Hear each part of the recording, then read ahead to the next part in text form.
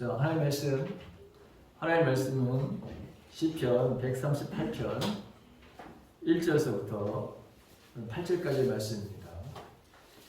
다 같이 한 목소리로 함께 하나님의 말씀을 봉독합니다. 다 같이 시작. 내가 전심으로 주께 감사하며 신들 앞에서 주께 찬송하리이다. 내가 주의 성전을 향하여 예배하며 주의 인자하심과 성실하심으로 말미암아 주의 이름에 감사하오리니 이는 주께서 주의 말씀을 주의 모든 이름보다 높게 하셨습니다. 내가 간구하는 날에 주께서 응답하시고 내 영혼에 힘을 주어 나를 강하게 하셨나이다. 여호와여, 세상의 모든 왕들이 주께 감사할 것은 그들이 주의 입의 말씀을 들으며 그들이 여호와의 도를 노래할 것은 여호와의 영광이 크심이니이다. 여호와께서는 높이 계셔도 낮은 자들을 보고 살피시며 멀리셔도 교만한 자들을 아시니이다. 내가 환난 중에 다닐지라도 주께서 나를 살아나게 하시고 주의 손을 펴사 내 원수들의 분노를 막으시며 주의 오른손이 나를 구원하시리이다. 여호와께서 나를 위하여 보상해 주시리이다. 여호와여, 주의 인자하심이 영원하오니 주의 손으로 지으신 것을 버리지 마옵소서. 아멘. 주님의 평강이 함께 하시기 바랍니다.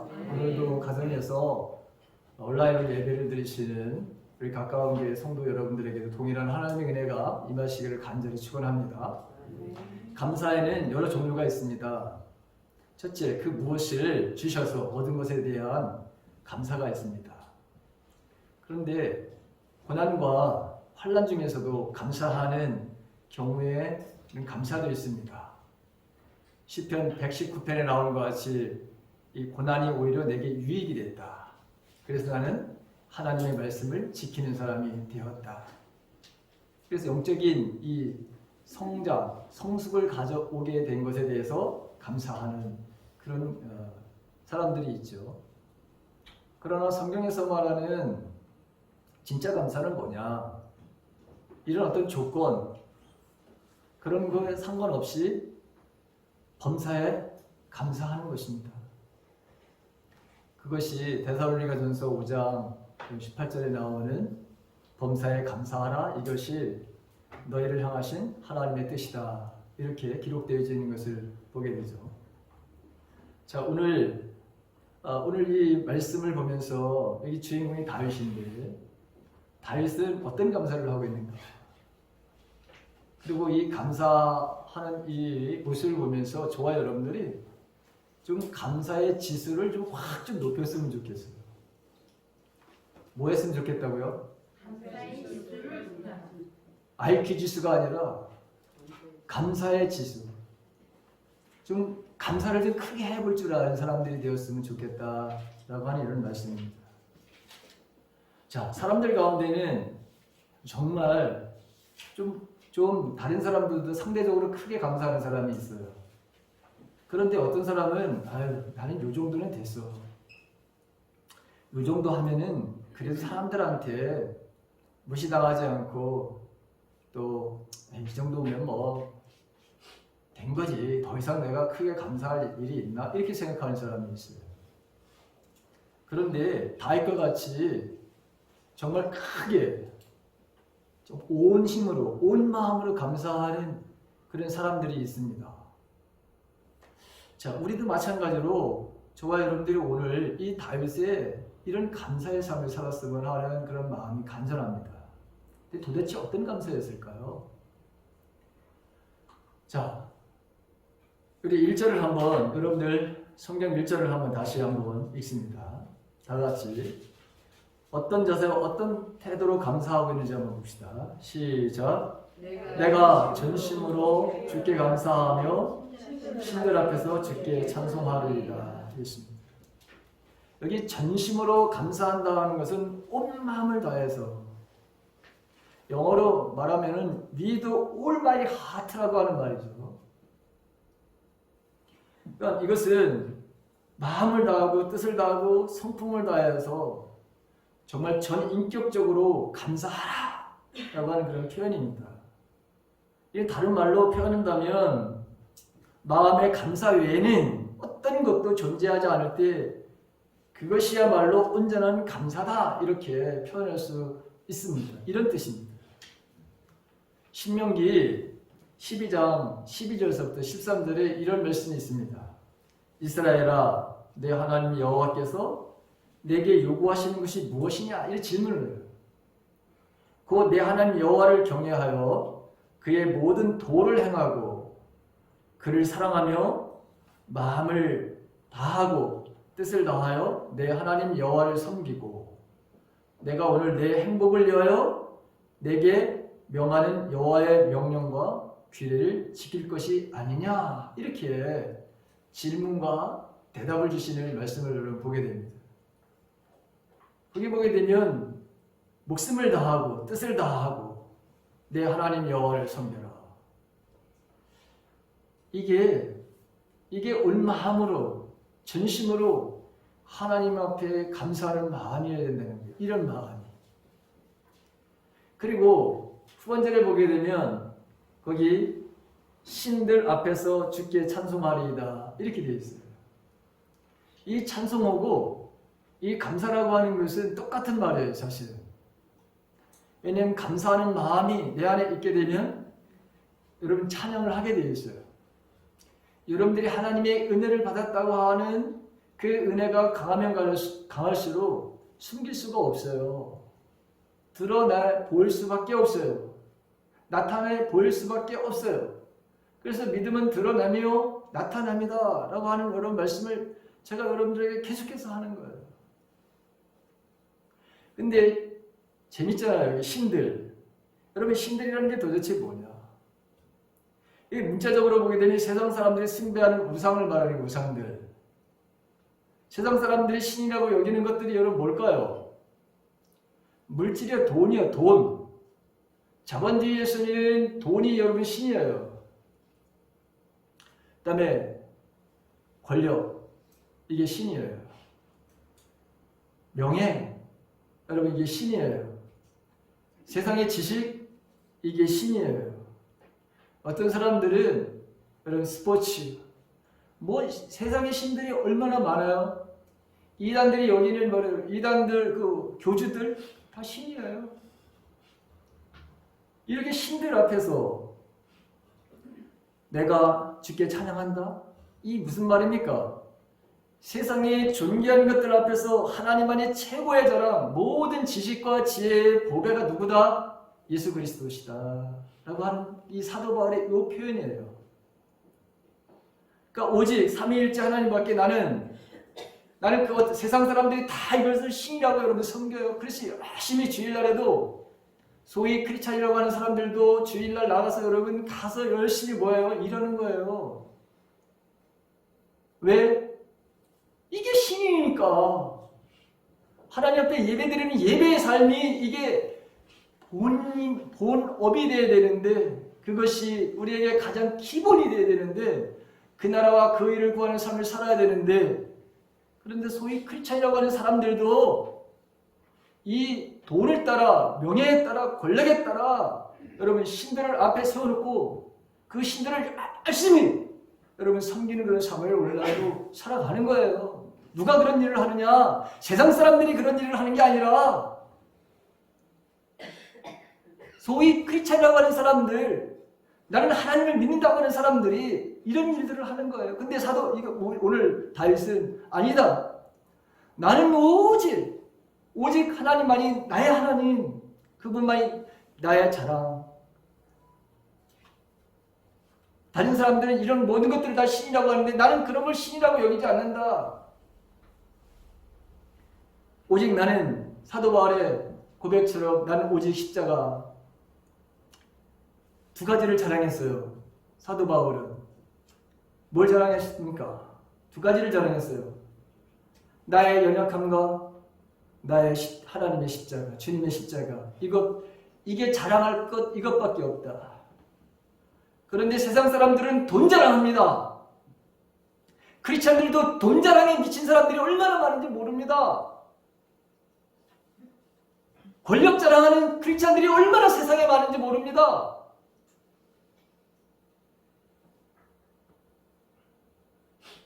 여러분들은 정말 오직 나의 자랑은 십자가입니다. 오직 나의 자랑은 나의 연약함입니다. 이런 고백을 하시면서 살아가시나요? 이런 마음이 온 마음을 다해서 이게 하나님 앞에 감사하는 마음이라는 거예요. 주 여호와여, 나는 누구시오며 내 집은 무엇이간데 나로 이에 이르게 하셨나이까? 다윗이 이런 고백을 하죠.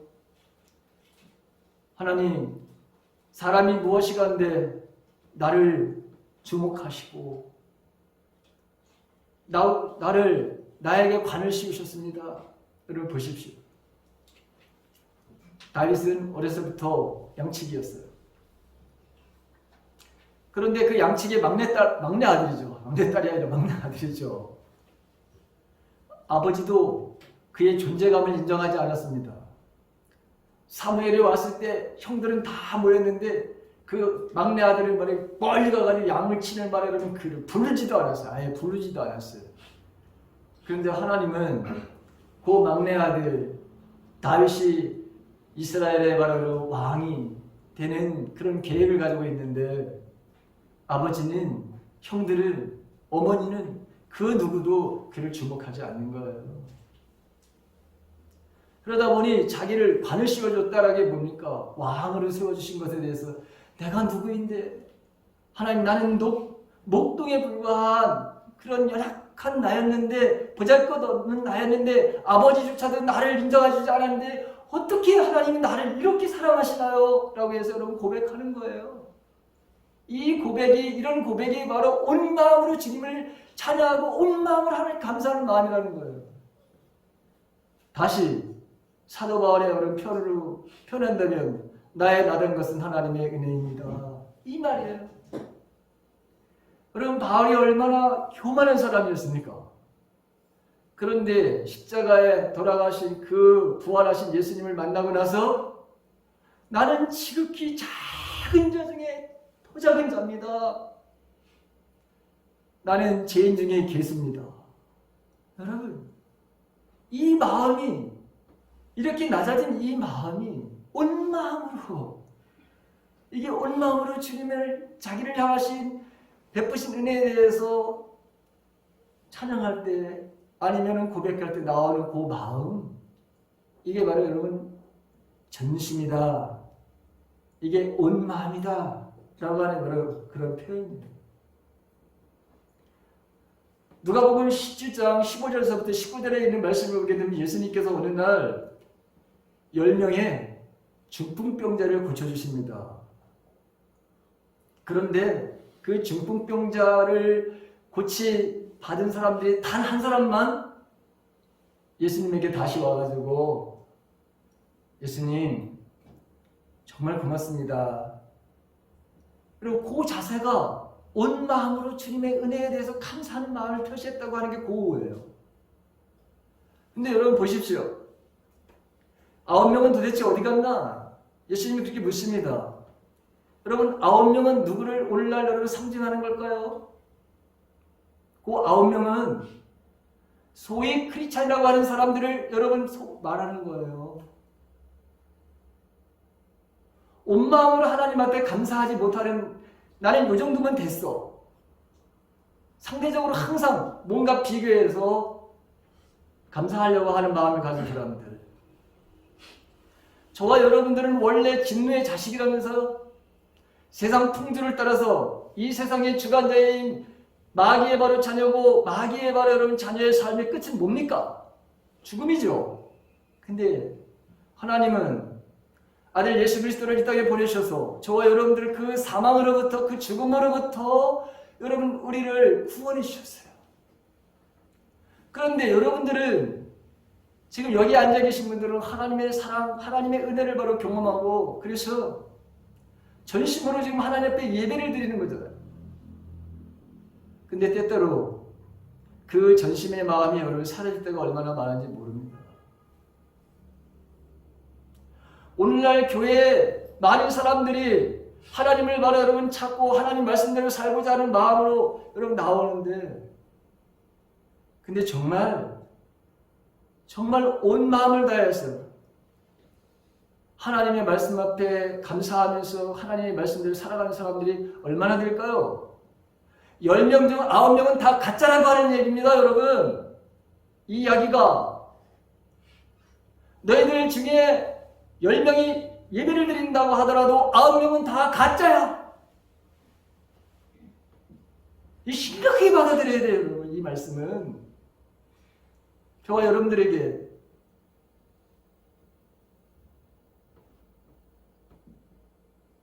굉장히 우리에게 여러분 도전을 주시는 예수님의 질문이에요. 9은 어디 갔느냐요?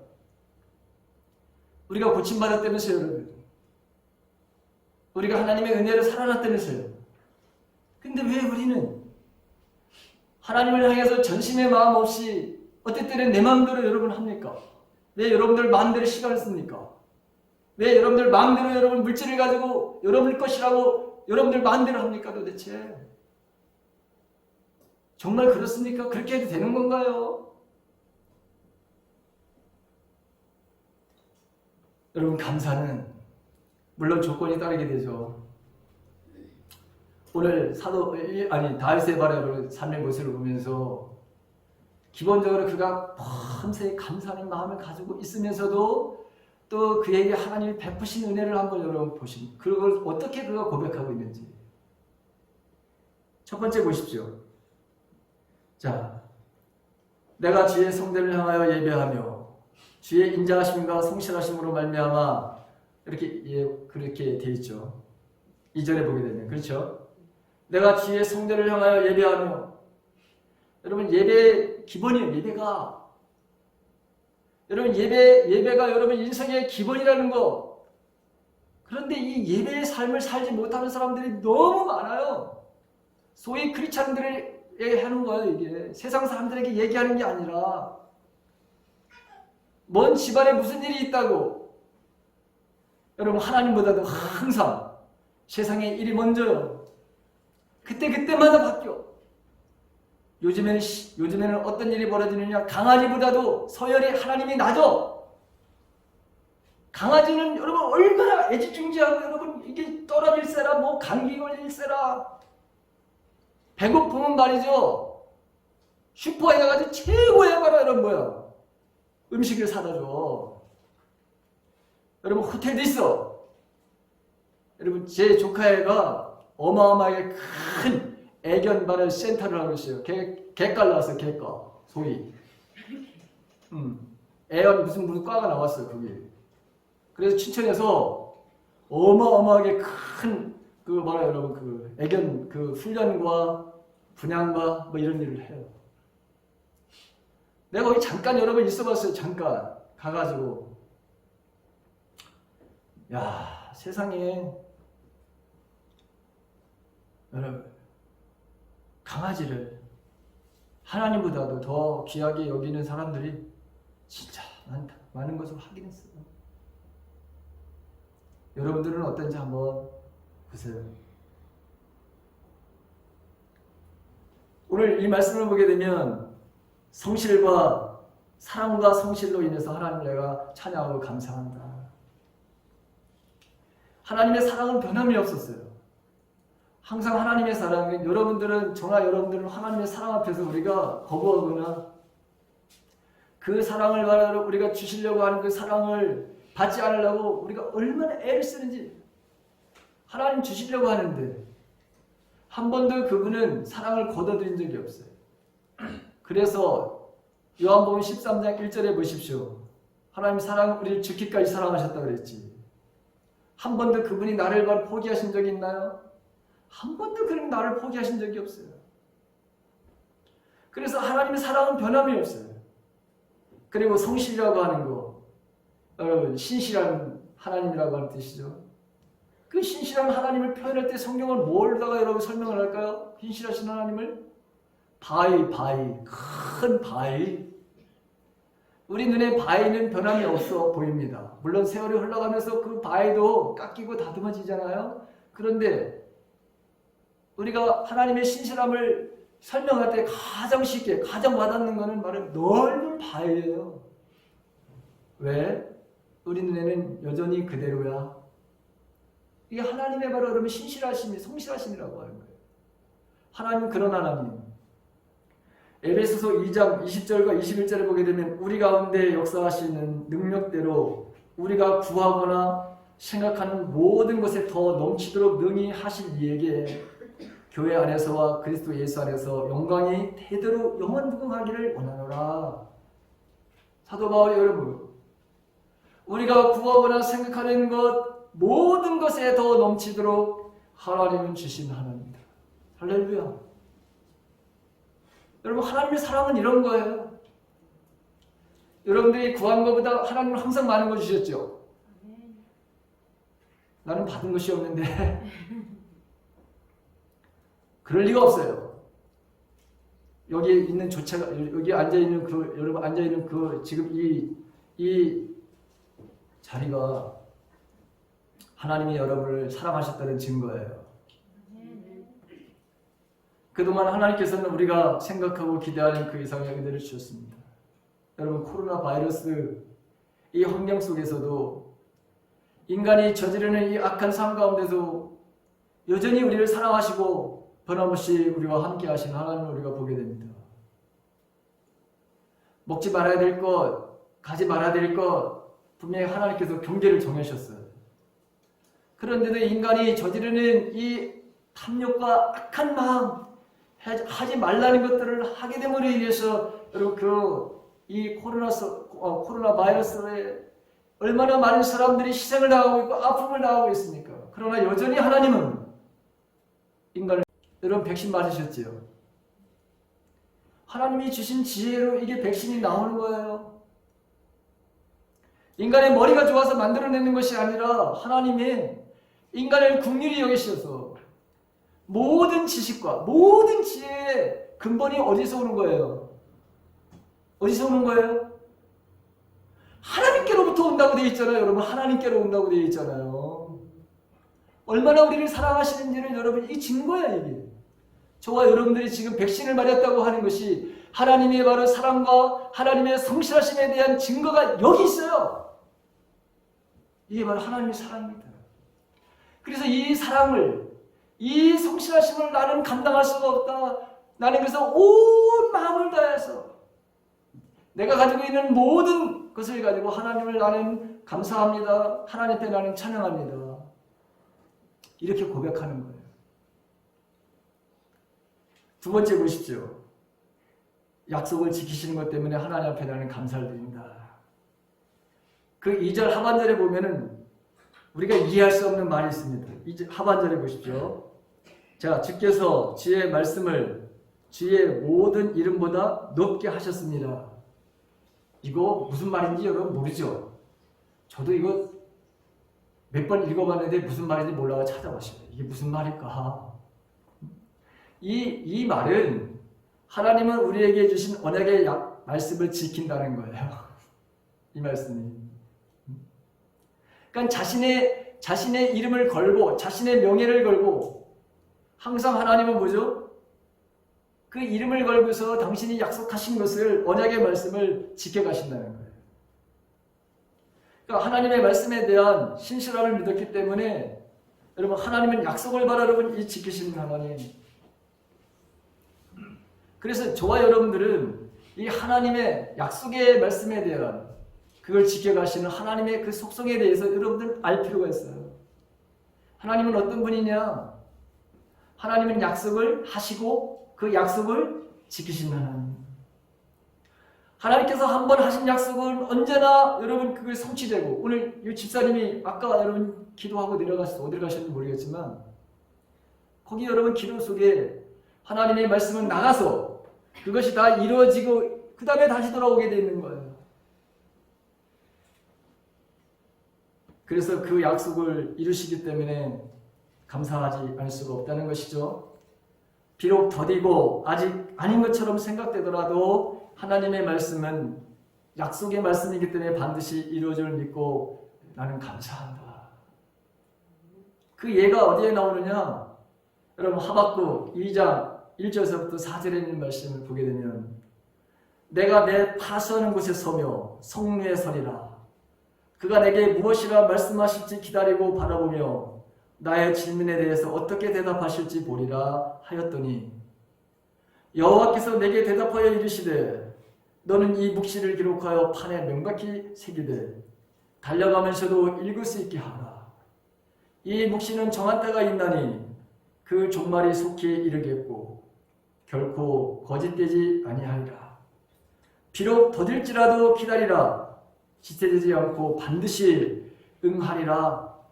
보라, 그의 마음은 교만하며 그 속에서 정직하지 못하나 의인은 그의 믿음으로 말미암아 살리라. 여러분, 하박국 선지자가 이해할 수 없었어요. 왜 이해할 수 없냐면 하나님께서 선택한 이스라엘 민족을 왜 바벨론의 포로의 바로 삶을 살게 되느냐.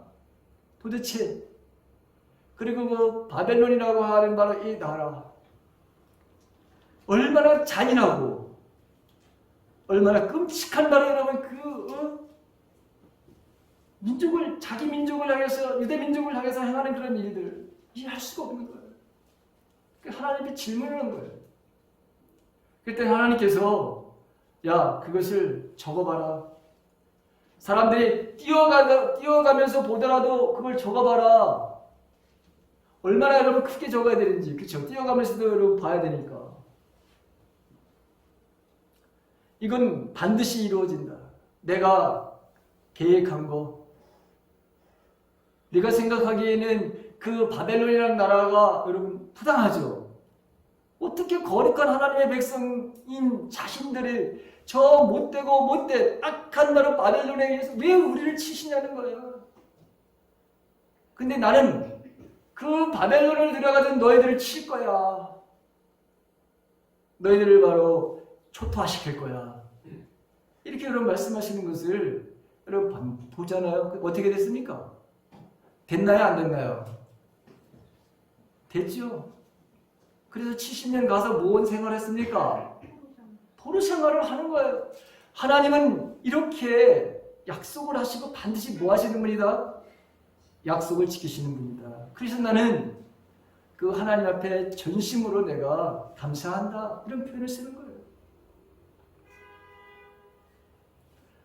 자, 주신 말씀이 더디게 보이더라도 반드시 성취될 것을 믿으며 살아가는 것, 그 믿음을 갖고 살아가는 것이 그게 의인이고, 그 믿음을 바로 여러분 통해서 우리가 의롭다 칭함을 받는 의인은 바로 믿음으로 산다고 하는 요 하박국서 요걸 가지고 사도 바울이 로마서 1장 17절에서 그렇게 말하는 거예요.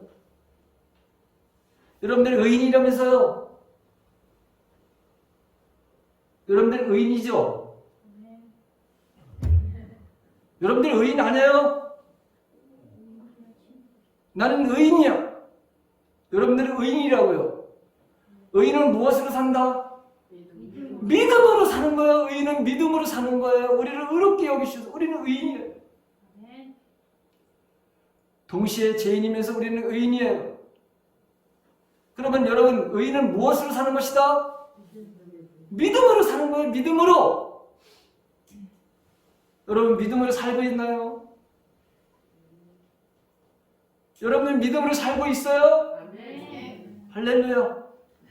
우리는 믿음으로 살아가는 거예요. 믿음으로.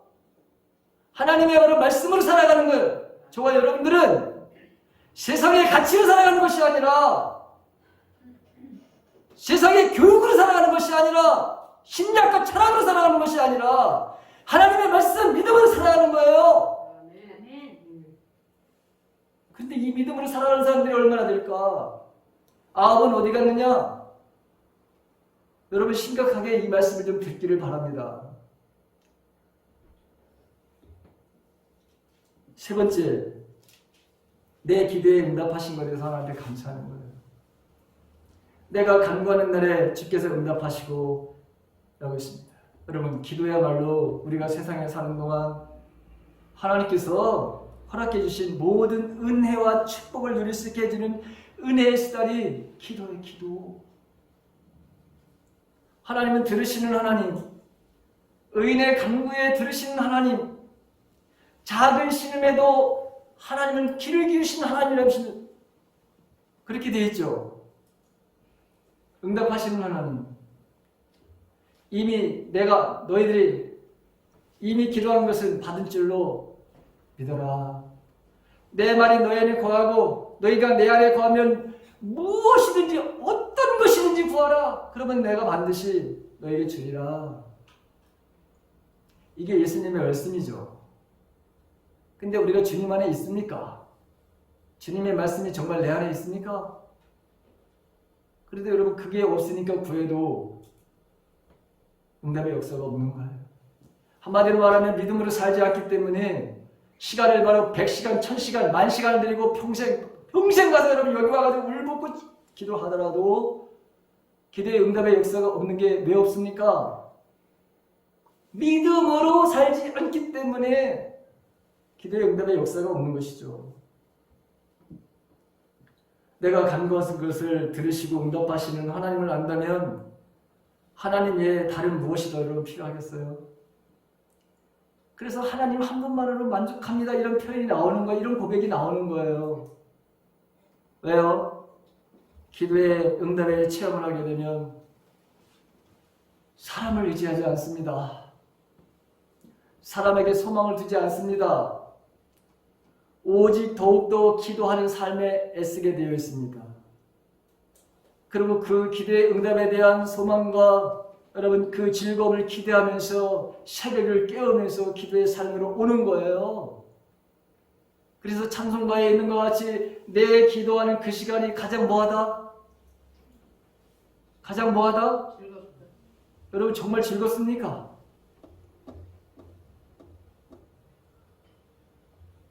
기도하는 시간이 여러분 정말 즐겁습니까? 기도하는 시간이 즐거우면 여러분 전심으로 하나님께 감사하는 삶을 살아가는 거예요. 기도에 응답이 없으니까 어떤 사람들이 어떤 말하는 목사님들도 정말 무식하게 말을 하는데 기도는 중노동이다? 여러분 기도가 왜 중노동입니까? 숨을 쉬는 건데 여러분 중노동 하는 거예요. 지금 우리가 숨을 쉬는 건데 이게 중노동이에요. 숨을 쉬어야 우리가 살아가는 거예요. 하나님은 육체의 쉼뿐만 아니라 우리의 영과 우리의 혼의 바라로 숨쉬기를 원하시는 거예요. 그래서 기도하지 말라 하더라도 여러분 새벽을 깨서 오는 거예요. 제가 여러분들에게 기도하지 맙시다 라면 여러분들은 오케이. 여러분 이렇게 반응을 보이는 사람들은 좀 심각한 말로 영혼이 다 죽은 사람들이에요. 내 말이 아니에요. 성경에 나오는 말씀이죠. 저와 여러분들이 정말 기도 시간이 가장 즐거운 시간이 되기를 간절히 축원합니다. 저는 얼마나 기대가 되는지 몰라요. 여기 앉아서 기도할 때마다 하나님이 저에게 말씀해 오시는 것들 날마다 적어요. 우리 성도들에게 나에게 이 나라 이 민족에게 날마다 뭔가 하나씩 한두 개씩 여러분 주시는 것들 다 적어봐요. 하나님께서 어떻게 그걸 이루어가실지. 그러니까 기도가 여러분 즐거운 거예요. 오늘은 어떤 말씀을 하실까?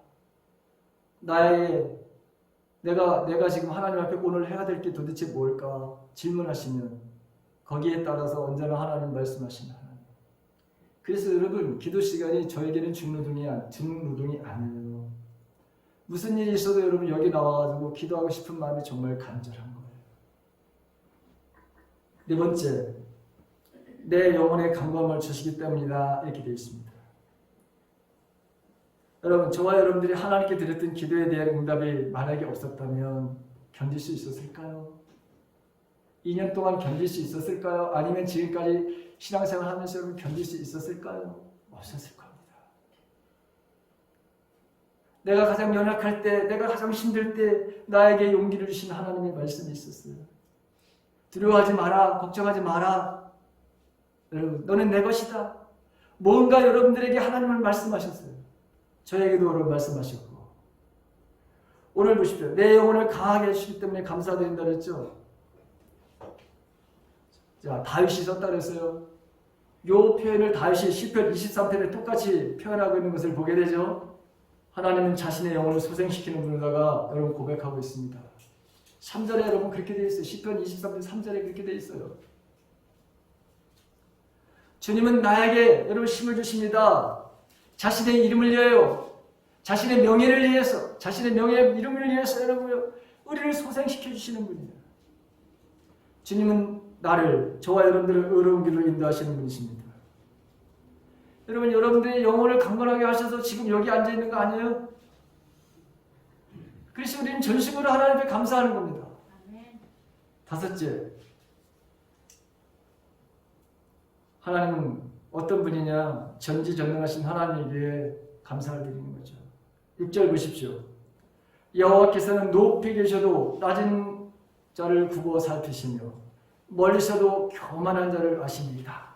하나님은 초월자의 하나님이시기도 하지만 내주하신 하나님, 여기 계신 하나님이고, 그리고 모든 것을 다 살펴보시는 하나님, 멀리서도 하나님은 모든 것을 다 알고 계신 하나님, 내 마음에 어떤 마음을 품고 있는지 모든 것을 알고 계신 하나님. 그래서 하나님 한마디로 전지전능하신 하나님이라고 하는 것이죠. 그 하나님은 나의 일거수일투족을 다 아시고 계십니다. 나는 한치 앞에 앞날에도 전혀 알 수 없지만, 그러나 하나님은 바로 내 아들의, 내 바로 여러분 딸의 모든 계획을 알고 계신 하나님. 우리 가족의 모든 것들을 다 알고 계시고 앞으로 어떤 일이 벌어질 거에 대해서 모든 것을 다 여러분 계획하고 계신 하나님. 그게 바로 여러분 전지전능하신 하나님 6절에 있는 말씀이에요. 특별히 여러분 낮은 자를 굽어 살피시며, 낮은 자라는 게 뭡니까? 겸손한 자, 뒤에 있는 교만한 자와 반대되는 것. 마음의 심령이 가난한 자, 남의 바로 여러분 아픔에 대해서 국민의 마음을 가진 자, 다 이것이 바로 낮은 자를 상징하는 것들이죠. 낮은 자를 항상 하나님은 살펴보고 계셔. 교만한 자가 아닌. 그래서 교만한 자는 항상 넘어짐과 멸망의 선봉이다, 이렇게 성경에 기록되어 있어요. 항상 하나님은 교만한 자를 멀리 하시는 분, 항상 하나님은 가까이 하시는 분은 겸손한 자를, 바로 낮은 자를 항상 가까이 하시는 하나님.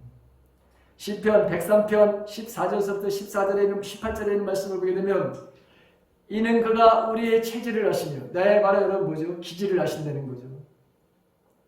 우리가 단지 먼지뿐임을 기억하시미로다. 인생은 그날이 풀과 같으며 그 영화가 들의 꽃과 같도다. 그것은 바람이 지나가면 없어지나니 있던 자리도 다시 알지 못하거니와 여호와의 인자하심은 자기를 경외하는 자에게 영원부터 영원까지 이르며 그의 의는 자손의 자손에게 이르리니 곧 그의 언약을 지키고 그의 법들을 기억하여 행하는 자에게로다. 할렐루야. 하나님은 우리의 체질을 아신다는 거예요. 우리의 기질이 어떤 것인지. 왜? 그분이 세상에 우리를 내보내셨으니 알 수밖에요.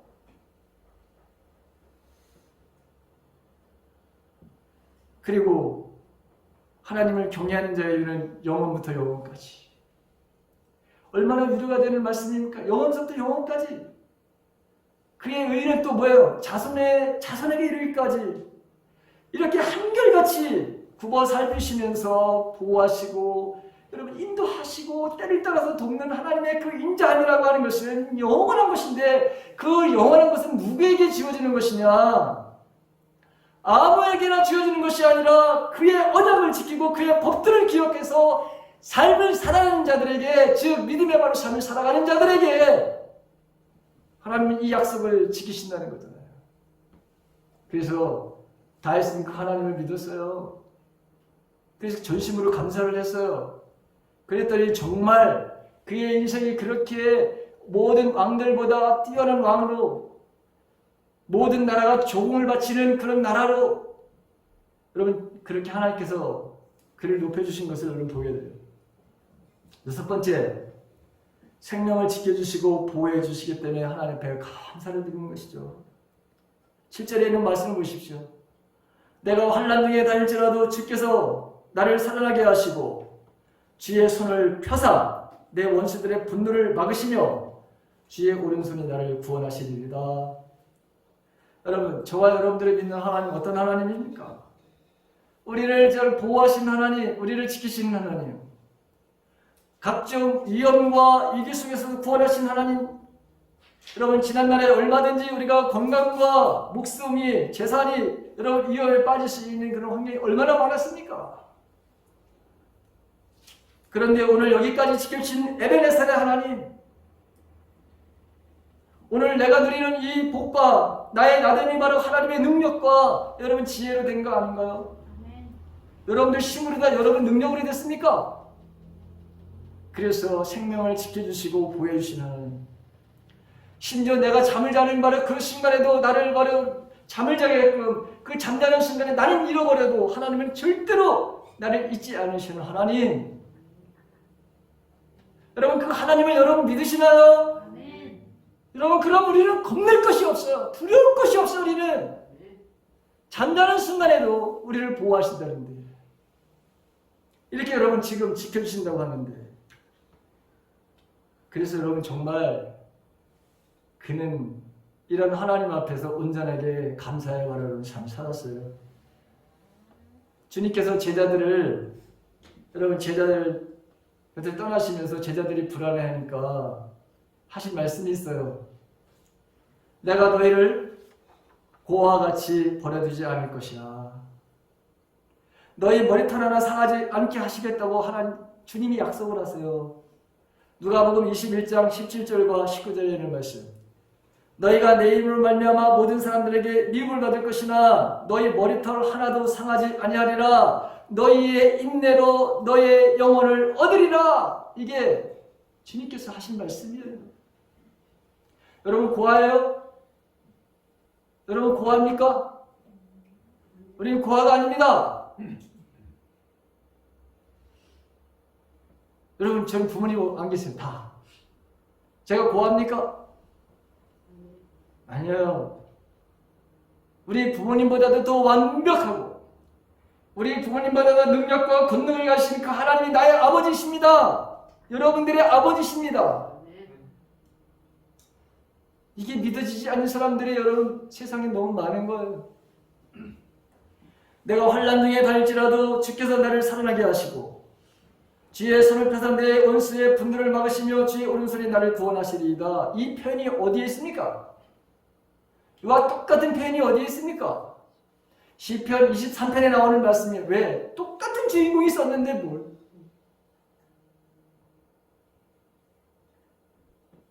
자신의 현재와 장래를 완전하게 주님께 의탁하고 있음을 말해주고 있는 거 아니에요? 이와 같이 함으로 환난 중에서 소생케 될 것을 여러분 믿을 수 있었고, 대적들의 손에서 구원을 받은 것을 바로 믿을 수가 있었고, 그래서 여러분 보세요. 쫓겨다니는 인생을 살았던 다윗을 보십시오. 사울왕 장인어른이야. 근데 군대 정예부대 3,000명을 데리고 여러분 죽이려고 따라다녀요. 그럴 때마다 하나님은 누구를 보호하시는 거예요? 사울을 보호하십니까? 다윗을 보호하십니까? 다윗을 보호하시잖아요, 여러분. 얼마나 부끄럽게 여기게 하시는 일들을 하시잖아요. 죽을 기회가 얼마나 여러분 많았습니까? 그런데 하나님은 다윗의 마음을 그렇게 갖지 않게 하셨어요. 왜? 모든 원수는 하나님이 갚는 거야. 대적, 여기 보십시오. 내 원수의 분노를 막으시며 주의 오른손이 나를 구원하시리다. 여러분, 주의 오른손이라고 하는 게 뭐예요? 이게 오른손이 하나님의 파워, 하나님의 힘, 하나님의 능력, 그걸 바로 오른손이라 이렇게 표현하는 거예요. 여러분들도 그 하나님의 오른손이 붙들어서 여기까지 있는 거 감사하십시다. 우리 그래서 감사하는 온 마음을 다해서. 마지막, 하나님은 어떤 하나님이시기에 여러분 전심으로 온 마음을 다해서 찬양하고 감사했을까? 보상해 주시는, 상을 주시는 하나님이었기 때문에. 8절 말씀 보세요. 여호와께서 나를 위하여 보상해 주시리이다. 여호와여 주의 인자하심이 영원하오니 주의 손으로 지으신 것을 버리지 마옵소서. 주의 지으신 손으로 지으신 것, 주의 손으로 지은 것 버리지 마라. 나를 버리지 말라는 거잖아요, 여러분. 하나님께서 지으셨 나를 버리지 마십시오, 주님. 내가 어떤 사람인지 나는 압니다. 사랑의 하나님께서는 믿으라고 하시면서 무조건 강요만을 하시지 않았습니다. 반드시 하나님을 믿고 의지하는 성도들의 그 신실한 믿음에 대해서 언제나 하나님을 보상해 주시는 하나님. 우리 주님께서도 제자들에게 이것을 바로 여러분 강조하며 격려하셨던 말씀이 있습니다. 어느 날 여러분 베드로가 생각해도 너무너무 억울한 거예요. 무엇이 억울했느냐? 마태복음 19장 27절서부터 29절에 베드로가 대답하여 이르되 보소서 우리가 모든 것을 버리고 주를 따라 싸운데 그런즉 우리가 무엇을 얻으리이까? 예수께서 이르시되 내가 진실로 진실로 너에게 이르노니 세상이 새롭게 되어 인자가 자기의 영광의 보좌에 앉을 때 나를 따르는 너희도 12보좌에 앉아 이스라엘 12지파를 심판하리라. 또 내 이름을 위하여 집이나 형제나 자매나 부모나 자식이나 전토를 벌인 자마다 여러 배를 받고 또 영생을 상속하리라. 이게 예수님의 약속의 말씀이에요. 이것뿐만 아니라 다른 여러분 누가복음에 나오는 말씀을 보게 되면 주님이 똑같은 말씀을 하세요. 거기는 뭐라고 말씀하시냐면 너희들이 이 생에서 이 땅에 살면서 100배를 받을 것이고 그 다음에 너희들은 고난을 받게 될 것이고 세 번째 너희들에게 똑같이 마지막에 영생을 너희들이 얻게 될 것이다.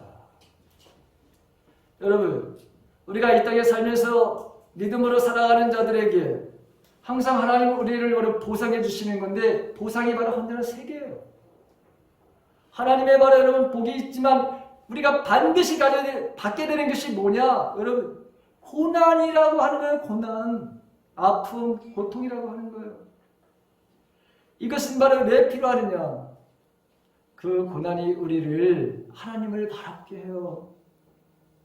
그 고난을 통해서 우리의 믿음이 있는지 없는지가 테스트되게 되어 있어요. 그래서 하나님 우리를 고난을 주신다는 거예요.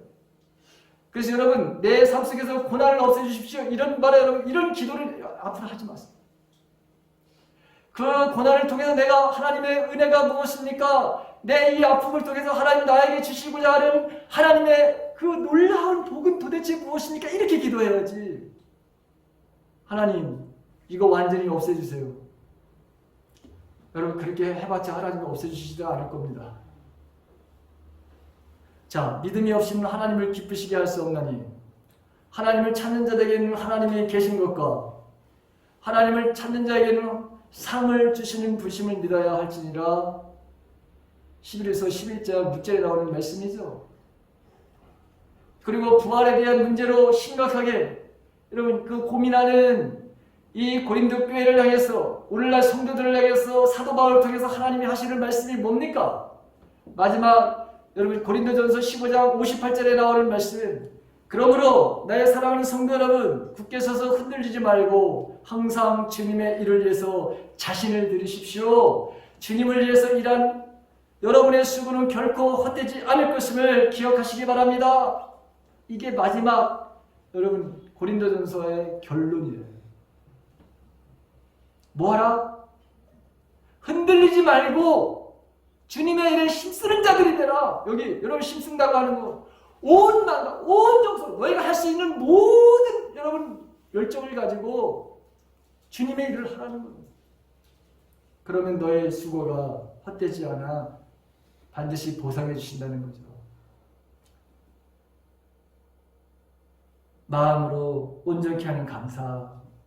하나님이 창조주 하나님이시고 나의 아버지시고 그래서 그 아버지는 나의 필요를 아시고 공급해 주시는 분이고 그래서 나는 믿음으로 바로 여러분 살 수밖에 없고 그래서 지금까지 이렇게 살아왔고 앞으로도 하나님의 그 변함없는 그 사랑은 내 삶 속에 영원할 것이다. 마지막에 보십시오. 주의 인자하심이 영원하오니 똑같은 말씀. 시편 6편에 23편 6절에 나오는 말씀과 똑같은 말씀 아니에요? 내 평생에 하나님의 뭐가 따르게 된다? 하나님의 뭐가 따르게 된다 그랬어요. 하나님의 여러분 사랑, 인자가 여러분 사랑해. 우리 집 옆집에 있는 누나 이름이 인자, 그 인자가 아니라 하나님의 사랑 영원히 나에게 따릅니다. 나는 그래서 전심으로 하나님을 내가 사랑합니다. 하나님을 내가 하나님께 감사합니다. 이렇게 바로 여러분 고백하는 거예요. 감사가 여러분 이렇게 우리 신앙인들에게 뭐가 되어야 되느냐? 본질이라고 하는 거예요. 본질. 감사가 여러분 뭐라고요? 본질이요. 본질. 자, 감사의 절기를 맞아서 비록 여러분 우리 형편이 세상적으로 자랑할 만큼 대단하지 못하고 지난날 힘들게 어렵게 살아 감사할 것이 없다고 그렇게 여기는 사람들도 있을 수도 있어요. 그러나 진정한 감사는 하나님께서 모든 것을 아시고 함께 하시고 여기까지 인도해 주심을 고백하며 앞으로 내 삶 속에서 지금까지 베푸신 것보다도 더 많은 하나님의 그 인자가, 그 사랑이, 그 국률하심이 내 삶 속에 넘치게 될 거라고 하면서 하나님 앞에 여러분 전심을 다해서 하나님 앞에 감사하는 인생을 살아가는 그 사람들에게 하나님은 당신의 모든 것을 쏟아 부어 주시겠다고 하는 이런 약속의 말씀입니다. 여러분 하나님이 쏟아 부어 주시는 복을 누리면서 사는 성도가 되시길 간절히 바랍니다. 그래서 정말 감사의 지수를 한번 좀 높여보십시오. 여러분들 감사의 지수를 한번 높여보세요. 번영과 부유함을 얻었기 때문이 아니라 사랑과 자비와 긍휼하심이 풍부하신 하나님, 그 하나님이 나를 자녀로 삼아주셨고 그래서 날 때를 따라 하나님이 돕겠다고 하시는데 그래서 그 은혜를 기억하면서 이 다윗도 그렇고 바울도 그렇고 성경의 모든 나오는 주인공들은 다 그렇게 살았어요. 그러다 보니 하나님의 놀라운 은혜를 그들이 경험하면서 축복의 삶을 살았어요. 나눠주는 삶을 살았어요. 우리가 아까 찬양을 여러 불렀지만 그 작은 것 그걸 바로 여러분 정말 소중하게 여기면서 그 작은 것 중에라도 여러분 나누는 삶을 살아가는 사람들에게는 하나님의 이 사랑과 자비와 긍휼하심이 풍성하게 될 줄로 믿습니다. 우리의 삶이 비록 무화과 나무가 무성하지 못해 포도나무에 열매가 없어요. 감람나무에 소칠이 없어.